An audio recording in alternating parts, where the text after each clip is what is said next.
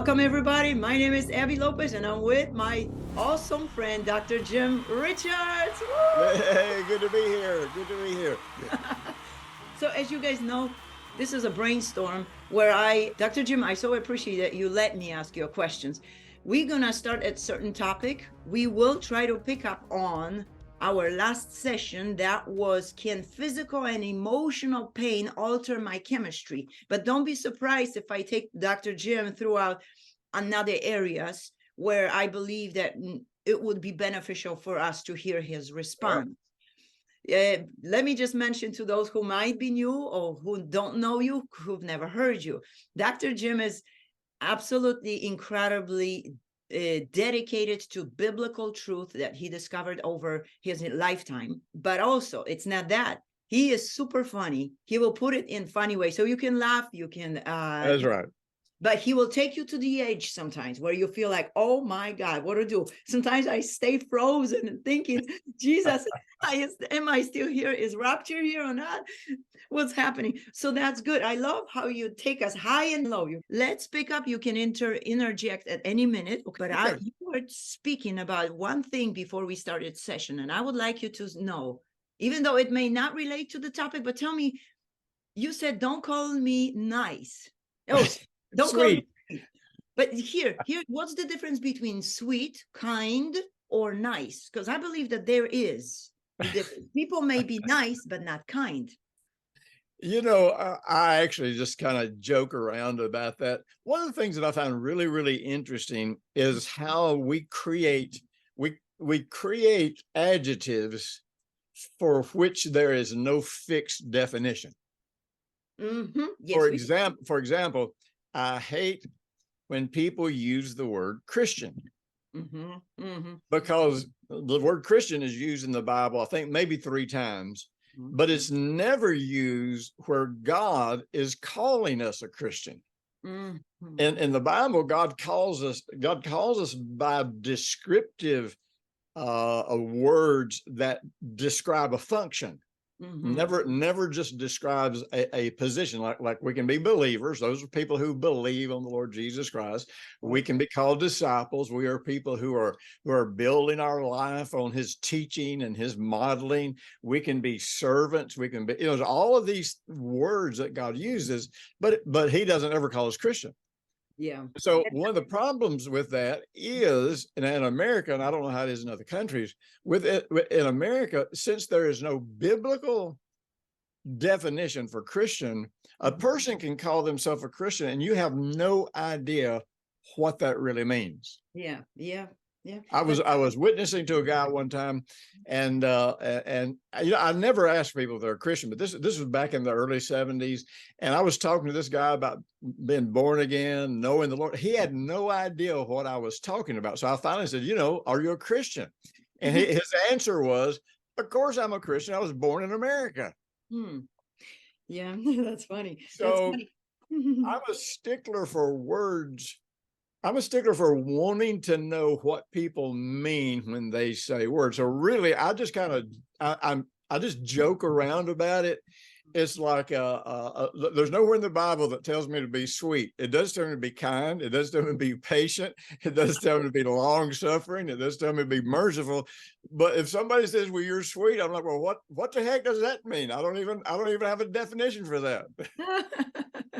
So I can call you kind, nice, but not sweet. Not sweet, because I don't know what anybody means by that. Oh my God. Actually, I Not use things like that to get into conversations with people who want to know the truth. Okay. And so more than anything, I just joke around about stuff like that. But it's amazing how, if we had just met and I had not known each other long, and I were to say, "Don't call me sweet," and you were saying, "Well, why? What's wrong with that?" This would give me an opportunity to start talking about, again, how God defines us and how I want to know what a word means. Anyhow, it's just a door opener to minister to people. But that's so good, because definitions sometimes may alter people's view on you. Yeah. Oh, yes. Completely. Or for instance, you're gonna call yourself, "I'm such and such," and people say, "No, you're such and such." But they don't understand that they define that word different than you.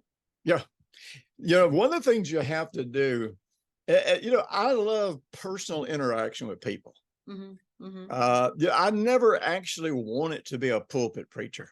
Mm-hmm. When I gave my life to the Lord, I just wanted to go out on the streets, win hippies to Jesus. I want to reach my generation. Oh.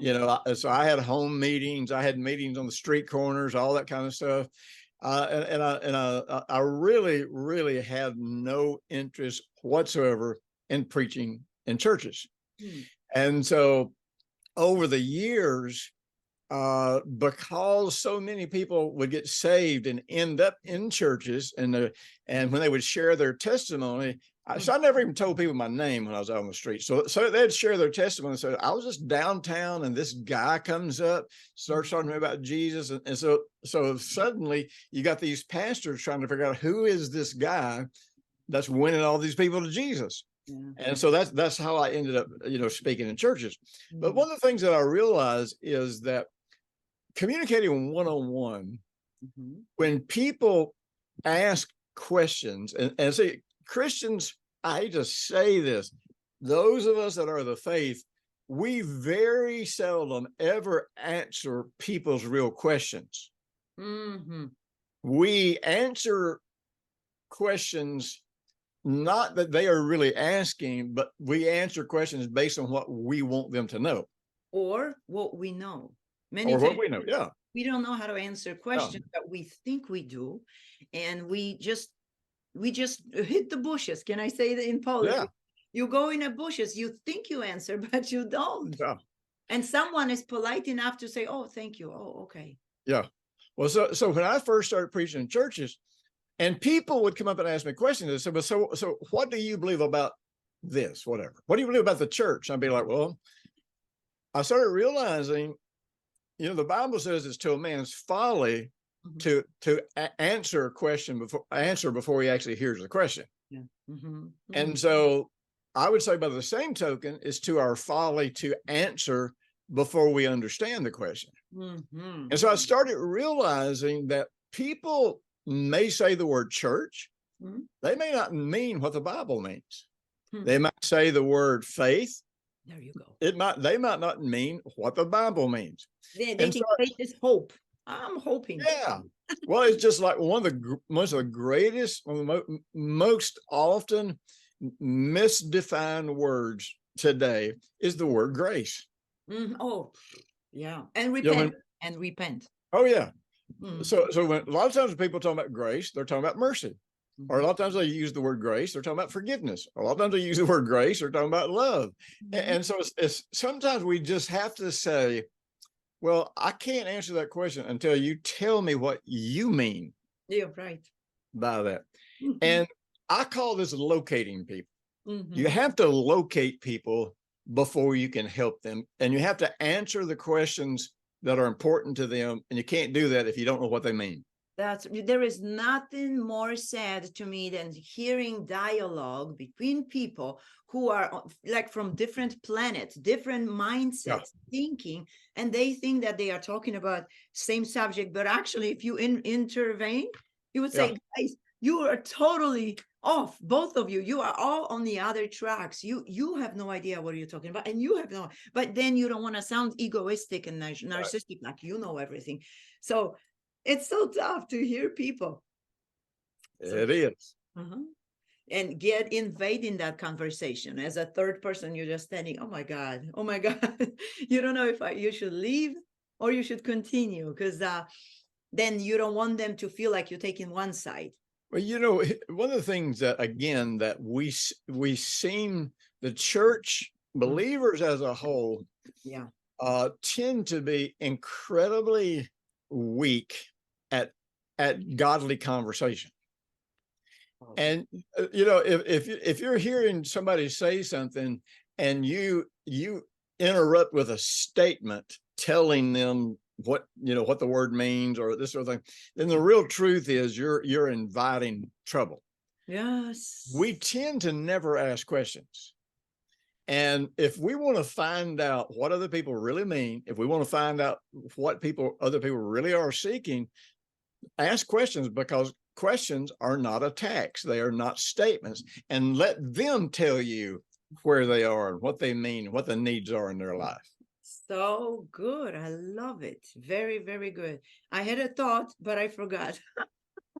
That's all right. So let me just shift you now back to the beginning. We would love to hear your thoughts and dive deeper. Can physical and emotional pain alter my chemistry? Dr. Jim, you finished last session with story about people who, let's say, elderly, but not only, any age, people of any age. Some event, you said, can alter their death. And you went a little bit farther, but if we were over an hour, I would like you to take it from here, would you? You know, one of the interesting things about how we function, and again, believers have this tendency to over spiritualize and mysticize how we function. You know, I can't tell you how many times believers have said to me, "But well, you know, I'm a spirit being." I'm like, "No, you're not." I said, "Oh yeah, I am." I said, "Well, then walk through that wall for me, because if you're a spirit being, you can walk through a wall." And they're like, "No, that's not what I'm talking about." Well, what are you talking about? When you say you're a spirit, what does that mean? I can accept that you might be a spiritual being, but not a spirit being. Now, in the beginning, when man was created in the garden, we know that that man was in direct contact with God, and it was the life of his spirit that actually was the driving force in his emotions, in the way his body physically operated. And so he was able to stay in harmony with planet Earth. He was able to stay in harmony with how God created things, because he was spiritually connected to and following God. Now, after man sinned, the Bible makes a really interesting statement. It says, the man has become flesh. So before sin came in, we were always listening to, paying attention to God in our deepest resources of who we are. But then when sin came in, now, instead of seeking to gratify God, instead of seeking to stay in harmony with God, we became flesh, which means the senses of the flesh, the lust of the eyes, the lust of the flesh, the pride of life. Now we began to be driven by those senses and fulfilling those desires. We're no longer just flowing with the Spirit of God. Now we're really trying to find ways to, taste, touch, smell, hearing, vision. We're trying to find ways to gratify all of those things, plus our ego. So now as people who get born again, now when we get born again, the desires of our flesh do not die. In other words, we're always going to be dealing with this flesh. And our battle in life is not with the devil. Our battle in life is always between, will I be carnally minded and seek to gratify the lust of the flesh, or will I be spiritually minded, seeking to gratify the righteousness of God? So isn't there any chance to alter these desires God-given in the beginning? Let's say, for instance, desire changed into lust. Is there any chance to shift it back from the sinful lust into the desire? Well, actually, desire and lust are actually the same thing. Right, but when we look, it depends on perspective, like you said. But it's important to understand it, because the problem is not that the desires are sinful. The problem is how we will attempt to gratify those desires. Give you a good example. Let's say you want to be a success. Is that good or evil? Well, nothing's good or evil within itself. what would make the desire to be a success would be, will I be a success by serving people and by being a blessing to people the way Jesus taught us to, or will I try to become a success by dominating people and controlling people? So you talk about the theory of second motives. That's important. Secondary gain, yeah. Secondary gain. So we have to realize that any desire that comes forth is really going to reveal what's in my heart. If I believe God's a good God, if I believe that all of his promises are yes for me, if I believe I'm delivered from all the curses of the law, then I can turn my heart to God and say, okay, God, how can I fulfill this in a way that keeps me in harmony with you? How can I fulfill this and stay connected to you? Yeah. But if we don't trust God, if we don't trust his promises and trust who he is, then we're going to turn to some way that the world tells you you can gratify this desire and reach this goal. So it becomes sin when we actually turn away from God to fulfill it.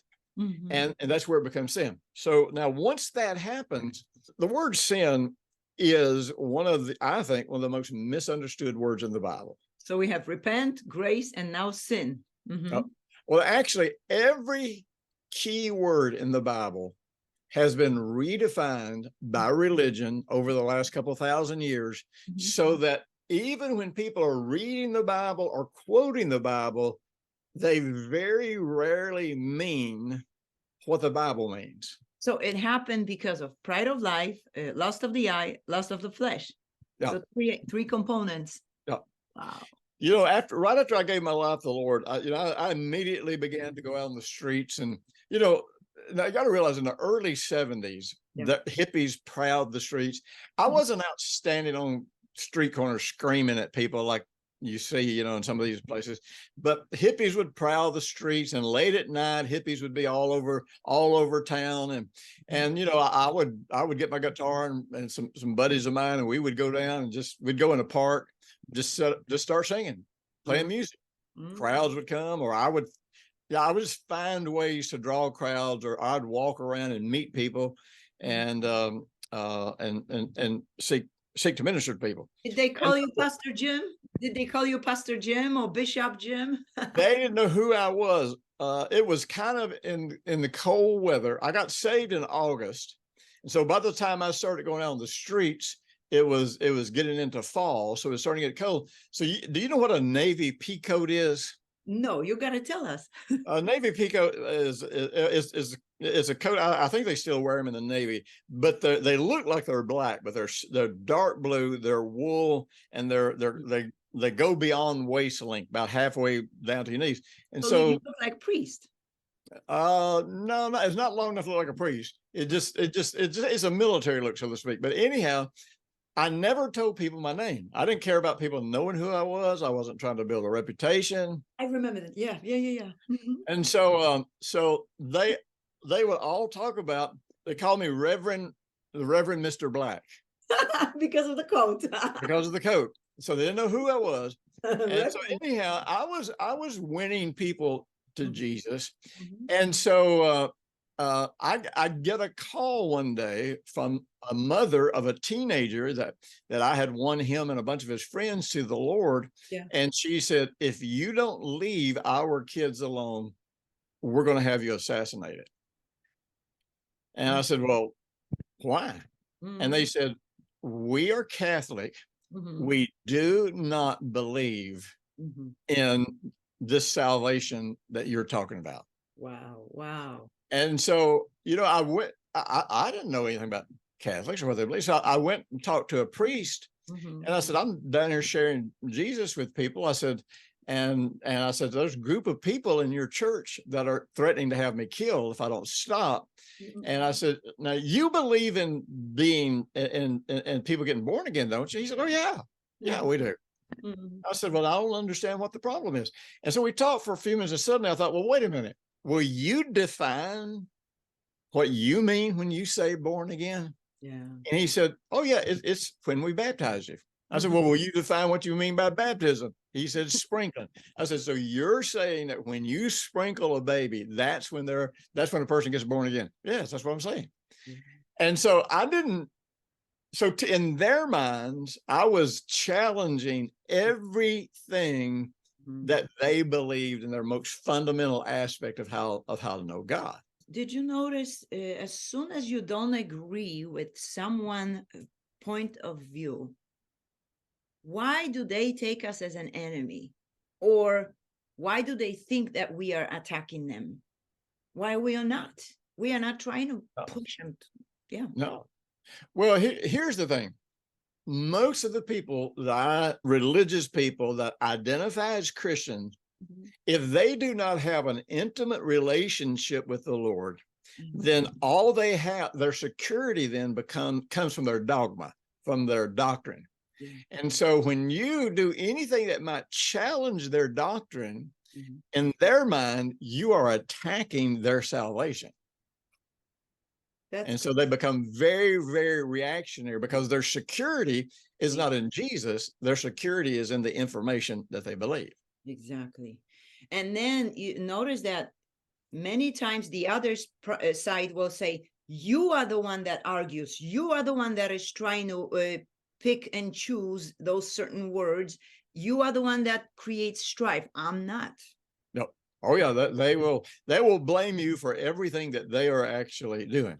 You know, so I'm not here ministering to these people. Over the years, one of the things that I began to recognize is that I began to see that people who held to certain beliefs, or I began to see that people who continually gave into sin, that they tended to have physical, emotional, they tended to have all kinds of problems and sicknesses. Now they would think, and the way they would explain this is that was God punishing them for their sin, but it's not. Or testing and putting through trials. Yeah. But what I started realizing is that when we're designed to live in righteousness. If we've been born again, we have a righteous spirit. And it's contrary to our new nature to sin. It's contrary to our new nature to even refuse to walk in love. And so when we refuse to harmonize with who we really are in relationship to God, then the problem is this creates within us a stress. And stress, they're starting to really understand this medically. Yes. And that stress is basically at the core of almost all diseases. Because once you get into stress, your body cannot function the way it should. And one of the main things that happens when you get in stress is it upsets your hormones.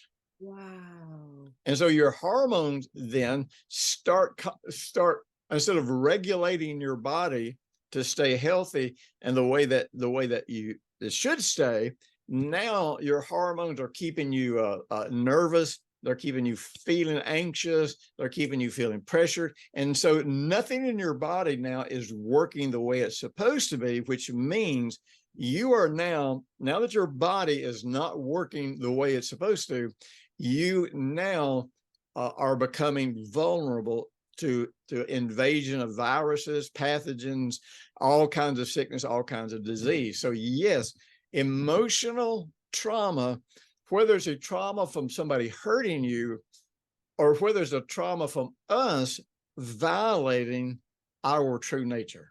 Everything that doesn't line up with God and the way he created our pattern thinking, which create emotions, right? And then we see it on our body, creates that distress. So if my thinking is wrong, is that true? Tell me, because maybe I'm going too far. If I biblically understand God's principles in the wrong way, basically I live in a wrong doctrine, that can potentially create an issue, health issue in me. Is that true? Sure. And again, we have to remember, this is not God doing this to us. In the book of Deuteronomy, Moses which, by the way, the book of Deuteronomy was quoted by Jesus more than any other Old Testament book in the Bible. In the book of Deuteronomy, one of the major themes of Deuteronomy is taking that which is described outwardly and bringing it into your heart and making it your own belief. And so the book of Deuteronomy is where Moses is saying, yeah, I want you to do this, but I want you to do it from your heart. And so Jesus, that's why Jesus probably quoted from the book of Deuteronomy so very much. So in the book of Deuteronomy, we have one of the most famous passages, I think, in all the Old Testament, where Moses says, choose this day whom you will serve. But choices, isn't it? Well, but he starts out with serving. So you think, when you think about serving, you kind of tend to go to a place of, well, what are you going to do for who? You're going to do something for God. You're going to do something for the devil. You're going to do something. But then he goes on and expands that to choices. And so he says, choose this day life or death. Now, see, if I choose life, I put myself in a position to flow with, to serve God, to be able to hear God, all that kind of stuff. If I choose not to walk in righteousness, then I put myself to some degree out of harmony with God, which means I will never be able to clearly understand what he's saying, where he's leading, how he's trying to protect me. And so I'll always just kind of be out of step with who he is. He says this, he says, so choose blessing or cursing, choose life or death. A curse, I have a book called, Chaim Ben Torah, my Hebrew teacher. He and I wrote a book together called 10 Words That Will Change Everything You Think You Know About God. Very good. And the word curse, we read the word curse, and we think that when God talks about if you do this, this curse will come on, we think that it's saying that God will cause the curse to come on us. And in the Hebrew language, particularly, that that's not what it's saying. Right. But what it is saying, if I choose this path, let's say I'm walking through the woods and I look and, okay, there's a path that leads over toward the ocean. I look, there's another path that leads toward the mountains. I look and there's another path that leads toward the valley.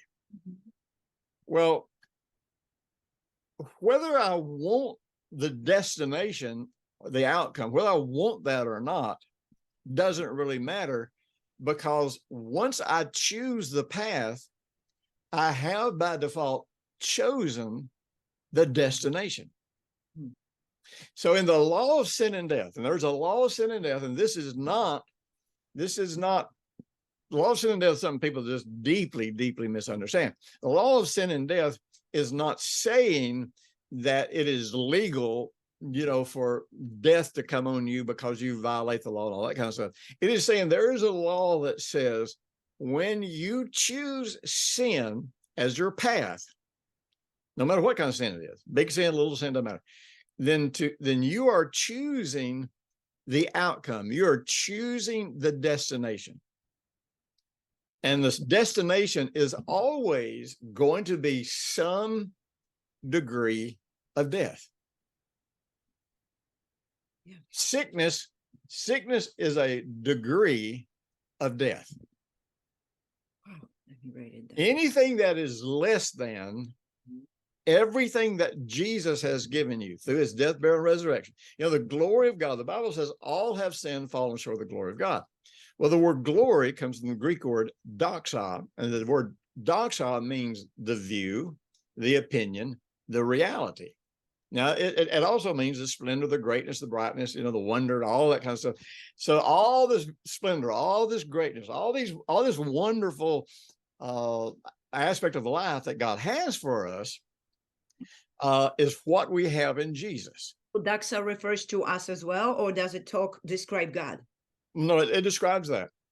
But so when I am walking with God, and when I am choosing to yield to righteousness, when I'm, righteousness doesn't earn stuff for me. It just keeps me on a certain path. And so if I choose righteousness, then I'm going to walk this path that is going to really bring me into life. Proverbs 12:28 says, in the way of the path of righteousness is life and no death. Mm-hmm. So anytime I choose righteousness, I am on a path that's going to lead me to a better quality of life. Mm-hmm. But if I choose to be selfish, if I choose to not trust God, if I choose to take my own path, if I choose to lie or cheat or whatever to get there, the problem is now I have said, God, I am excluding you. I don't want you. I'm not trusting you for how the quality of my life is going to be. I'm trusting me. Mm-hmm.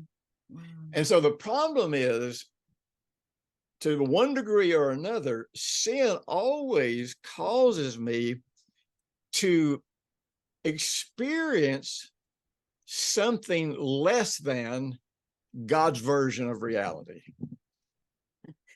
Back to, it's always about the way we view everything. Everything that you said, our choice. But can I add this? For that, we need humility and be teachable. Because I can say, very often we say amen. If we were speaking in front of crowd right now, live crowd in an audience, they would say amen, amen. But we go home and we still remain the same. Yep. So the question is, where is my heart right now as you're speaking? Am I actually receiving what you're saying to my life, not just overall? Am I taking it to me? No. I'm sorry, you really speak so profound. I feel like I'm coming on stage, grabbing your microphone and interrupting a preacher. You were talking about physical and emotional pain that alter our heart, that can cause death. That's pretty threatening, what you said. I would like to explain more, or maybe elaborate. Just give us light, because, people might be afraid. What? So if somebody really hurt me, I might die? Well, what's interesting, the problem is not that somebody hurt you. Mm-hmm. Nobody outside of you can affect you. Say it again, Pastor. Nobody outside of you can affect you. I have a saying that I say to myself. I don't say it out loud a lot. I don't, this is not something I say in front of other people to sound spiritual. Thank you, darling. Brenda, how are you? We love you. Go on. Uh-huh. But one of the things that one of the statements that everybody might want to consider: the moment you look at somebody and you are angry at them because you feel like they are affecting your happiness. Now, stop and think about it. If somebody can affect your happiness, then evidently you have surrendered your life to them. That's big words. Huge. That's huge. Ooh. So, one of the things that I will do, and I say this, like I said, I'm not saying it to anybody. I'm saying it to me. If Brenda does something and I feel like I've been wronged, or if anybody does, it never matter who it is. And, my knee-jerk reaction might be to get angry or to get defensive. And that thought floods in that says, I could just be happy if you just quit this, Well, then you start realizing, wait a minute, I am giving my power away. I'm giving my life. I'm surrendering my life to somebody else's control. So here's the statement I always make. No one will ever be in charge of my happiness. Wow. No one. I have another question to you. Please tell us. Okay. Have you ever trained yourself, or have you mastered of catching your emotions in the heat of the moment when you just can't barely control it? Yep. Have you trained yourself? Oh, yeah. And what exercises? Woohoo! We want to be like you.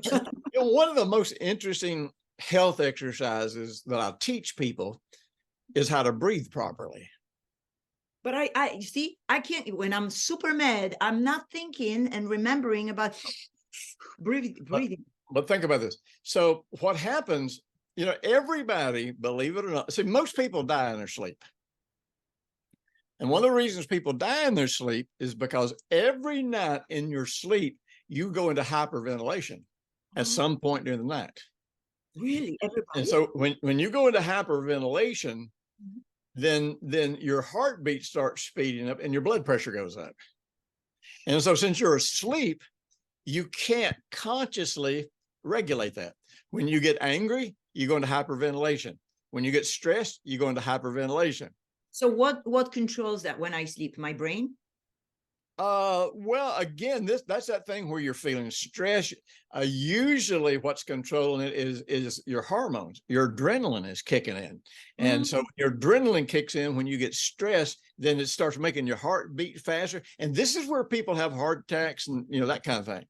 So when you start teaching people how to breathe, like through learning proper breathing techniques, you can stop a heart attack. By learning proper breathing techniques, you can slow your heartbeat down, and and your blood pressure will come down, all this kind of thing. But here's the problem. So you do this exercise, and yes, while you're consciously thinking of it, it works. But most people, when they stop consciously thinking about it, then bam, they just go back to breathing the way they always did. So by combining some heart work with it, where you're learning the exercise, but then you're going into your heart zone and you are programming yourself that this is how I breathe. Whether I'm awake or whether I'm asleep, this is how I breathe. And so what happens is over a period of time, because now it's a belief, it starts changing and you start experiencing the grace of God in this. Anything you believe in your heart, you get the grace of God to do. And so then what happens is, as that becomes more natural to you than hyperventilating, then the minute you start to breathe too fast, you catch it. Wow. So that's the same way it is. Yeah. Every time you interrupt the pattern, it doesn't matter how far you are down the trail to self-destruction, the moment you realize that you're on the wrong path, you just stop and you make a choice. No, I choose not to walk this path. I choose to walk in the way of peace. I choose this. And so you interrupt this whole process, and then you bring yourself back to the place of peace. Once you do that enough times, then it becomes a part of your belief system. It becomes a part of how your body works. And then immediately then when you get upset, you get the warning light. You go, oh, I'm not going there. Wow. So good. So basically walking with God, Holy Spirit helps you make the right choices. Holy Spirit reminds you at the moment when you just cannot control yourself. He helps you. What about this guy? Someone would say yes, because God is in control. God is in control to the degree that we allow him, right? That doctrine that God is in control will probably send more people to hell than any other foolishness that the church believes. You gotta explain. Well, because when God created planet Earth, and put man here, he gave man authority over planet Earth. Genesis 1:26 through 28. And then there are references about man having authority over planet Earth all through the Bible. But interestingly, Jesus said that the reason he had authority on planet Earth was, he didn't say it was because he was a son of God. He said it was because he was the Son of Man. And so Jesus could only operate authority because he had been born of a virgin, so he was a man. And interestingly, and this is one of these scriptures that people just, I didn't see this for decades, so I'm not being critical of anybody. But, Jesus said, go into all nations of the world, teaching people to baptize people in the Father, the Son, the Holy Spirit, teaching them to obey all the things, or to observe all the things that I have taught you. And he says, all authority is given me in heaven and earth. So we read that and it's kind of interesting. People go to this place where they're saying, well, then, okay, then I guess Jesus has authority and we don't. No, that's not what it's saying. You see, because Jesus, when you see the word Jesus Christ, those words, it's almost like we treat that like, oh, Jesus is his first name, Christ is his last name. But actually, that's presenting one of the most important theological concepts in the Bible, because Jesus always refers to him as a man who emptied himself of all of his godly attributes and abilities to be like us in every single way. But then Christ represents that he is the Son of God and that he is God incarnate. And so it's saying it's this man living as a man, even though he is the Son of God. And so, see, for Jesus to come back, he had to become a man. As a man, he can come back and rule and reign on planet Earth for 1,000 years during the millennium. But also, remember, see, when it comes to operating faith, binding and loosing, it always starts with what is settled in heaven. All I'm trying to do is I'm trying to establish in my life what has already been established in heaven. So as the Christ, he established this truth in heaven. As the Son of Man, he came then and established that same truth here on earth. And so he can come back and deliver us and establish the kingdom of God here on earth because he is the Christ, but also because he is the Son of Man. Someone would say, how could he establish righteousness in heaven? Wasn't it there? The earth is the missing piece. Well, you got to remember, when Satan rebelled, he actually brought corruption into the heavenly holy of holies. Jesus had to take his blood into the heavenly holy of holies to purge it of sin. Wow, that is huge. It is.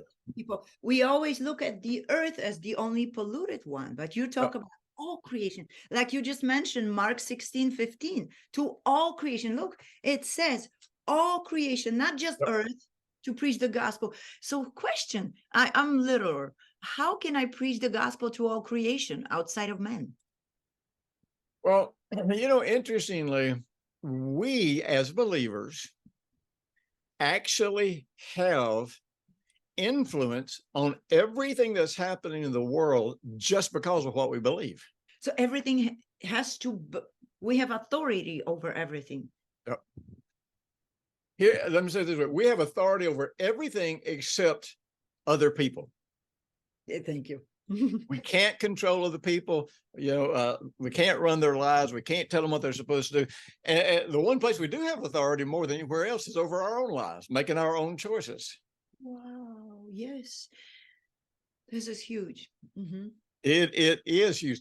One of the reasons we don't understand, people grapple with the whole sin issue and have, there's great misunderstandings because people fail to understand that, see, sin is not just something that happened in man, it is something that happened in all of creation. Wow. Yes. Please talk about it just a little bit. God, it doesn't say that God cursed the earth because of what Adam did. Did God curse the earth? No, it says he said to Adam, because of you, the earth is cursed. Adam had authority over planet Earth. And because as the one having authority, he brought sin into his own life. Therefore, he brought sin into everything about how physics works here on planet Earth. Let me ask most common question for us. Okay. So who created hell? Well, God created hell.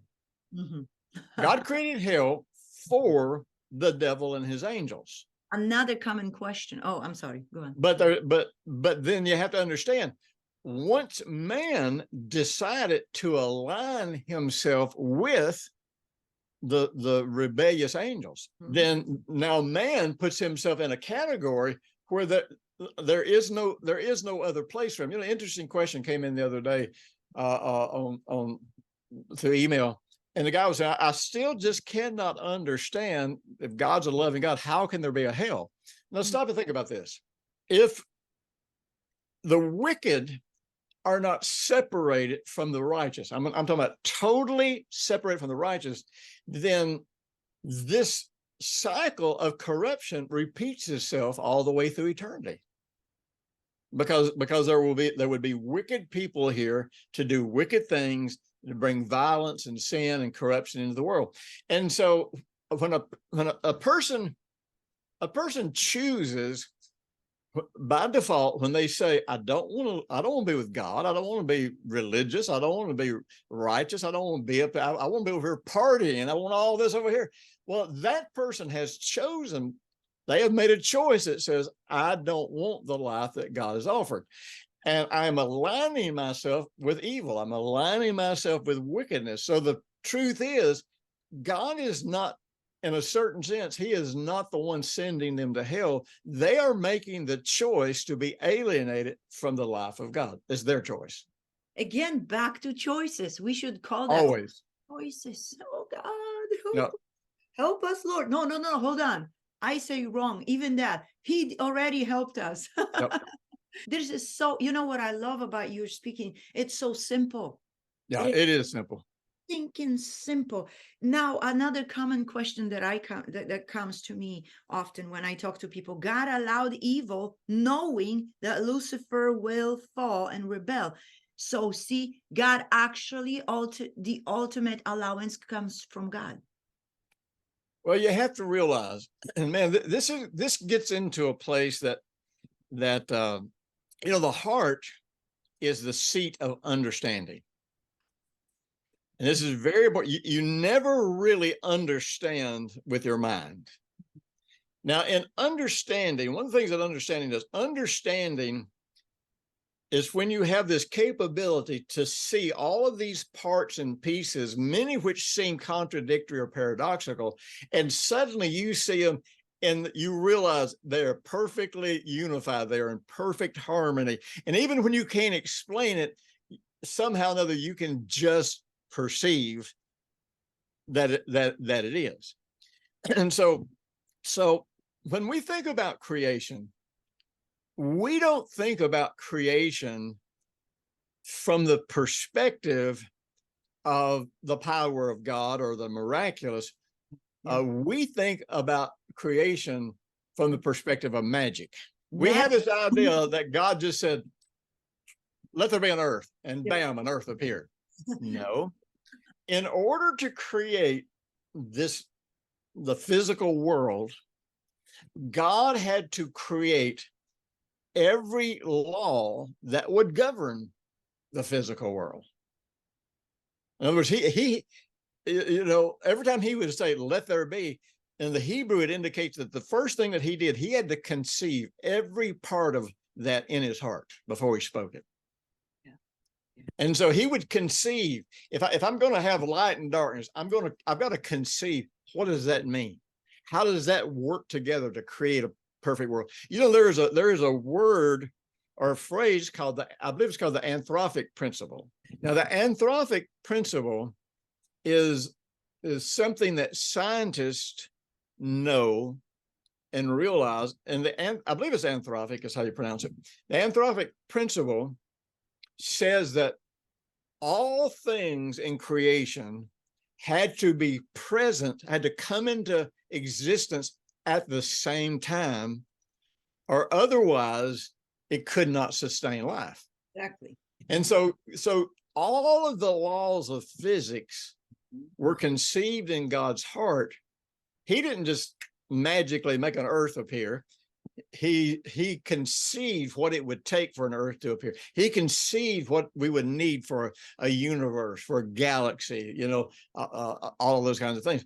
And so he spoke these things into being. So if there are, to have a physical world, there has to be polarities. And you know, light and darkness probably first and foremost represent polarities, positive and negative polarities.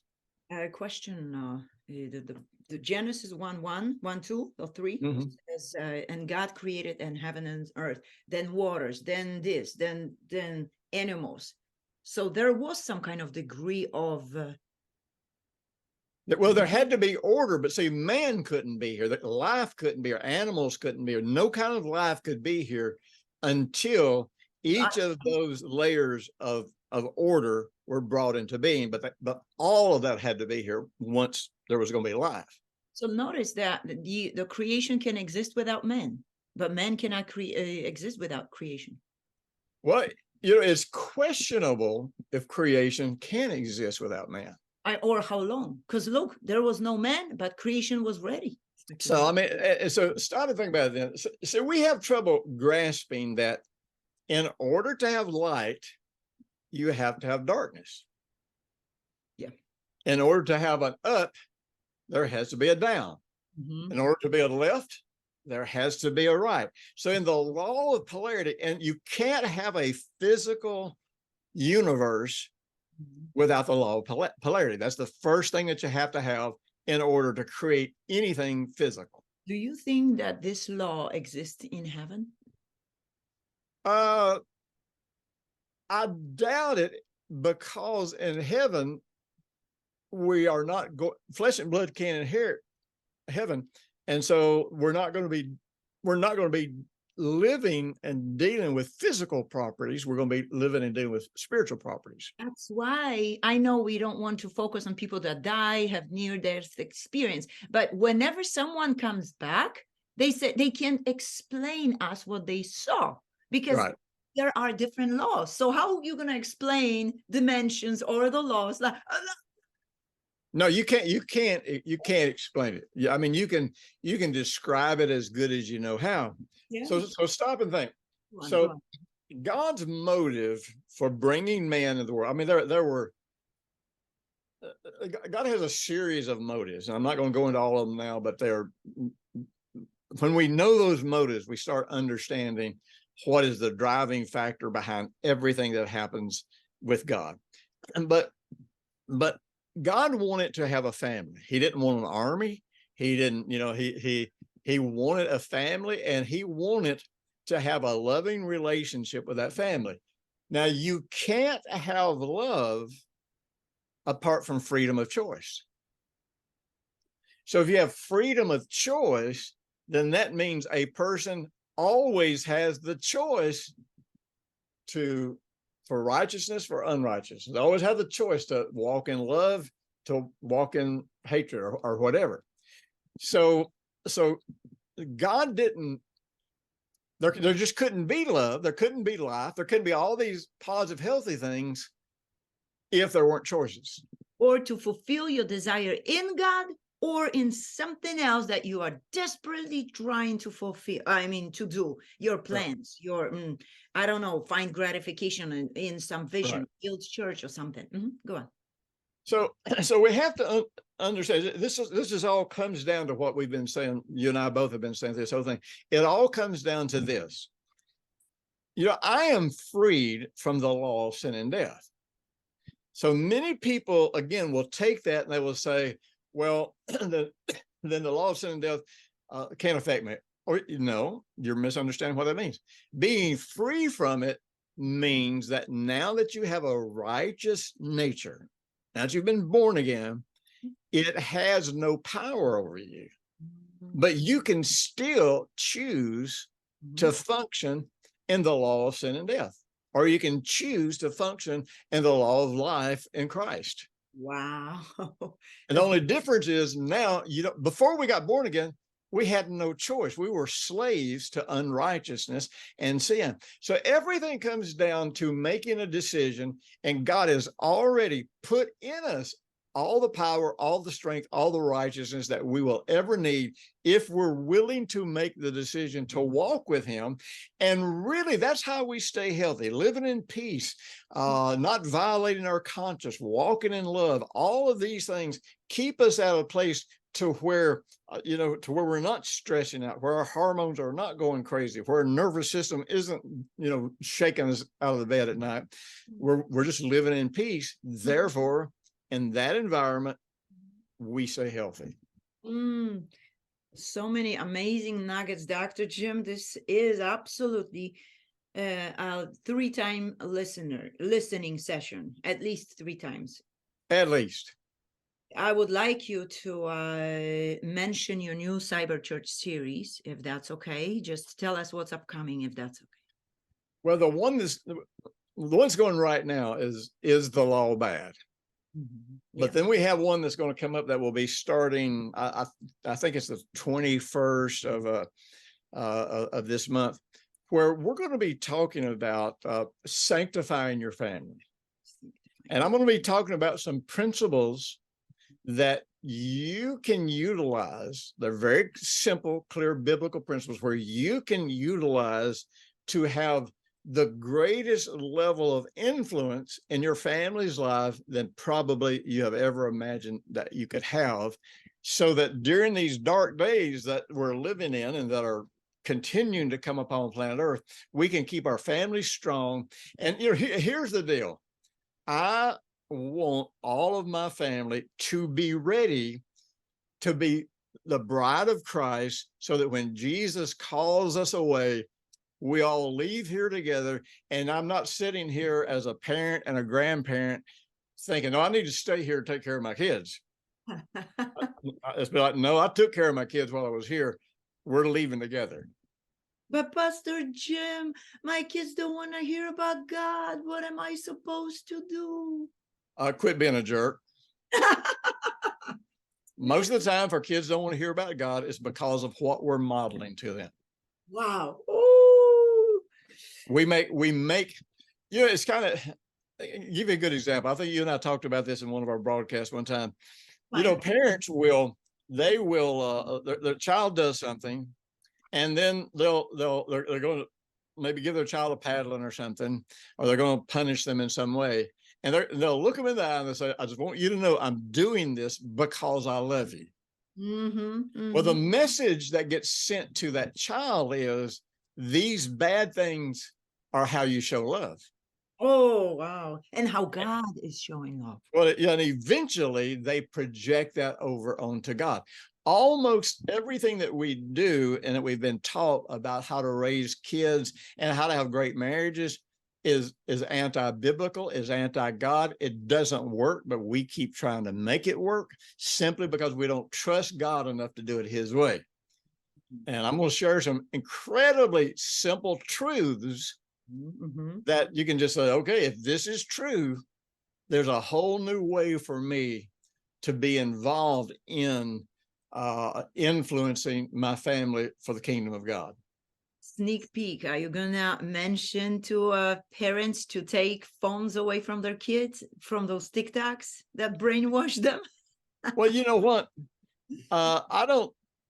It's not going to be so much about giving a list of do's and don'ts. The real truth is, if we desire a certain outcome for our kids, we know what it takes to get there. If we let kids veg out on their phones and tablets, all that kind of stuff, then the real truth is we're just letting that phone or that tablet be a babysitter so that we don't have to mess with them. We want to keep them quiet. We want to keep them pacified. The greatest foolishness of parenting today is, you ask almost any parent, "Well, what do you want for your kids?" "I want them to be happy." "Oh, so you want them to be a narcissist, that all they live for is for them to be happy, and they don't serve anybody else, they don't serve the family, they don't bring any benefit to the whole world, that they just want to be happy?" That's the worst foolish concept of child raising that I've ever heard. Ooh. I want my kids to be happy, but you can't be happy beyond the degree of personal responsibility you take for your life. I want to teach my kids how to be responsible, and I did. Yeah, that's right. How to properly navigate their lives so they don't make mistakes. Wow, a lot. I can hear a crowd of people responding to you, and you provoked us in so many areas. Wow, it is crazy. Guys, I would love to encourage you.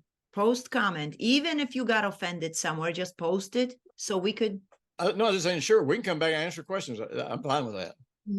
because these sessions are certainly not to offend, but to open the eyes. And if any statement that I spoke, or maybe Dr. Jim, provoked you or maybe aggravated you, be sure to write it down, because we want to clarify that at the next time.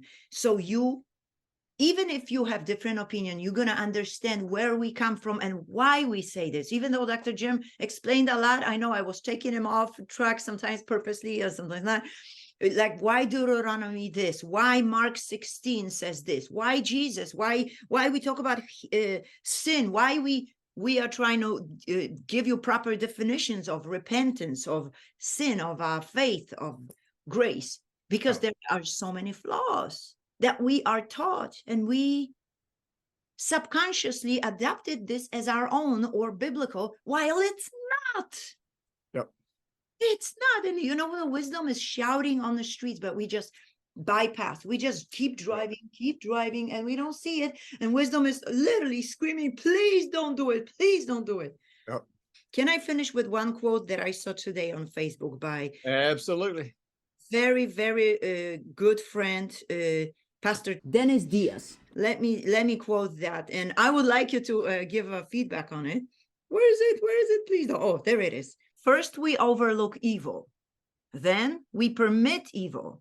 Then we legalize evil. Then we promote evil. Then we celebrate evil. Then we persecute those who still call it evil. Mic drop. Oh, absolutely. You know, I think that's just very, very well said. You know, when you think about what happens to a person, kind of psychologically and in their heart, whenever they're confronted with something, I used to would always tell the story. It's sort of like you build a house that has a concrete floor, and then one day you realize there's a little crack in the floor, but you don't do anything about it. And then one day you realize that some grass or something is growing up between the crack. You don't do anything about it. One day that grass turns into a little bit of a small tree. And you realize, oh, there's a tree growing right here in the middle of my living room. And so as that tree grows, instead of doing something about the tree, you rearrange your furniture so that you can still see television, even though you got this tree growing here. So what we do is, you know, we see something, and at first when we see it, it's a distraction or an annoyance. But the way our body works, the way our nervous system works, the way we're designed to have authority over ourselves, if I don't do something about a problem, something that's annoying me, distracting me, uncomfortable for me, if I don't do something about it, then my inner man says, oh, you want to keep this. And so, yes, I want to keep it because I'm not doing anything about it. So then when I keep it, before long, I begin to justify it. And so I'm kind of following that same path that Dennis is following in that. So I justify it. Then after I justify, or actually I accept it. And then after I accept it, I begin to justify it. And after I justify it, I become defensive to fight about why it's there. And then actually I get to a place to where I've rearranged my furniture now, so I kind of need it. I've changed how my living room is. So I actually get to a place to where I don't know how to function without that dysfunction. Wow. And we build theology around it. Yeah. It fits that tree in the middle of our room. Absolutely. Mic drop, Dr. Jim. Thank you very much. You're welcome. Thank you so much for having me. Thank you, guys. God bless you. Oh, he did already. Whoops. Yeah.